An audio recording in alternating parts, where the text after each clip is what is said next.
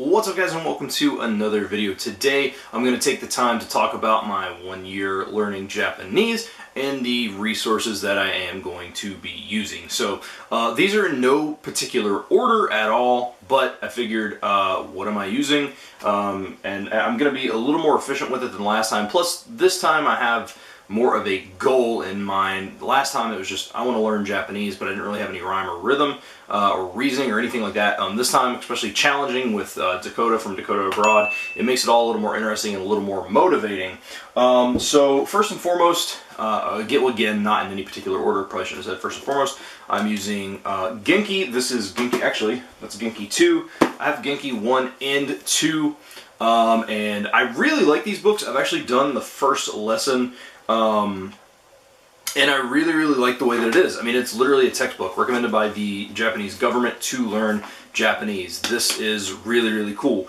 These are a bit expensive stateside. I have a buddy who lives in Japan, and he came in for Christmas, and he picked me up both of these. So, well, first of all, it was a Christmas present, so it was way cheaper for me, but they're a lot more cheaper in Japanese. Now, I am not going to be using the CDs involved with these because my computer doesn't have a CD drive, and the only place I really have a CD drive is in my car and whatever. But I am going to be learning through these with my buddy from Japan. My buddy from Japan, Evan, he does speak Japanese, and so he's actually going to be teaching me once a week at least. We're going to be going through a lesson. Probably, I mean, you know, we'll probably come back to lessons and stuff, not just burning through it, being smart about it. But teaching him kind of help, or him teaching me helps reinforce his Japanese, and it helps me learn. And he speaks it really well, so that is going to be one. Just continuing on with the textbooks here, I'm going to be using Japanese from Zero. Now this, I really like these. I love, of course it does kind of the same thing where it starts out with, depending on words you know or anything, it may not have any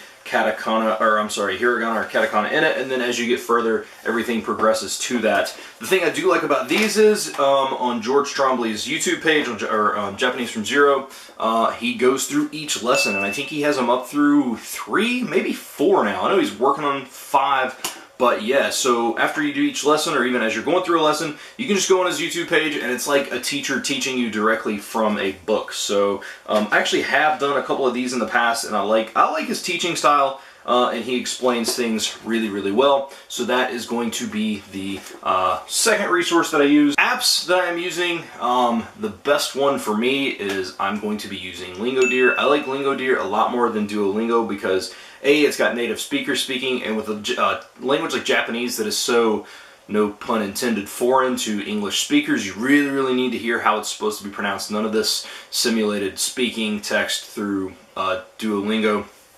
And I like that as you're going through the lessons, you can click on something and say, I don't know, you know, why is the particle ga used here, right? And you can click on it and it'll tell you what it's doing. So you have grammar notes while you're doing a lesson versus at the beginning. You do have grammar notes at the beginning, but if you get confused in the middle of it, you kind of get a little bit of an explanation as to what is going on. So Lingodear, I was trying to combine them both, is what I'm going to be using mainly as far as new material on the app. I am still going to be using Duolingo, but also I do think Duolingo can be beneficial if you have experience in Japanese. I don't think it's great for beginners, and it may seem like I'm a beginner. I'm not really a true beginner in Japanese. I have off and on studied it for about a decade. I fully know how to read hiragana and katakana, and there's some kanji that I recognize. Of course, most stuff has furigana now, so it's, you know, it's not as bad. But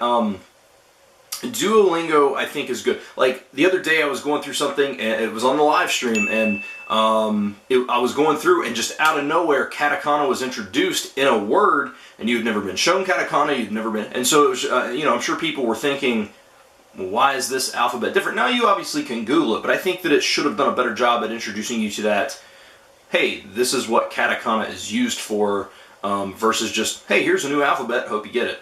But again, I will be using Duolingo. Duolingo is a little easier to live stream, so I'm definitely going to be using it for the YouTube channel. But yeah, so Duolingo. I am going to be using Memrise as well, but Memrise is not for any new vocabulary. The only thing I'm going to be using Memrise for is to focus on vocabulary from Genki.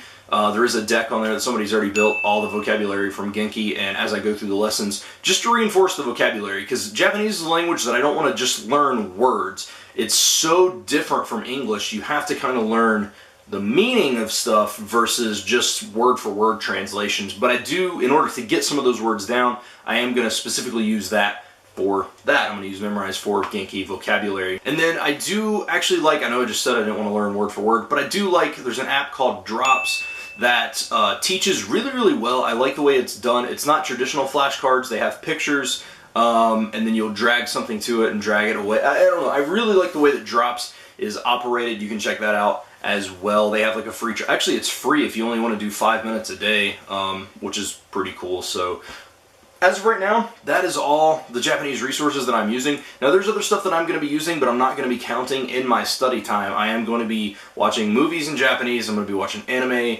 I'm going to be reading manga, which I don't know if I'll read it in Japanese. I may try to read some stuff just to get a little better with reading. And then I'll be watching like wrestling, because I love wrestling, and some stuff like that. So that's not really going to count as study time, but I'll be doing some stuff like that, listening to music and things like that. So if you have any further questions, I am going to end this video because we're getting a little long. But if you have any questions, let me know. I do update on my Instagram. I try to post at least one Japanese story a day, whether it be speaking or a picture with some sort of Japanese wording on it. So you can follow me there or at Twitter. Both links are in the description below. So thank you guys so much for watching. I hope you enjoyed, and I'll see you guys in the next video.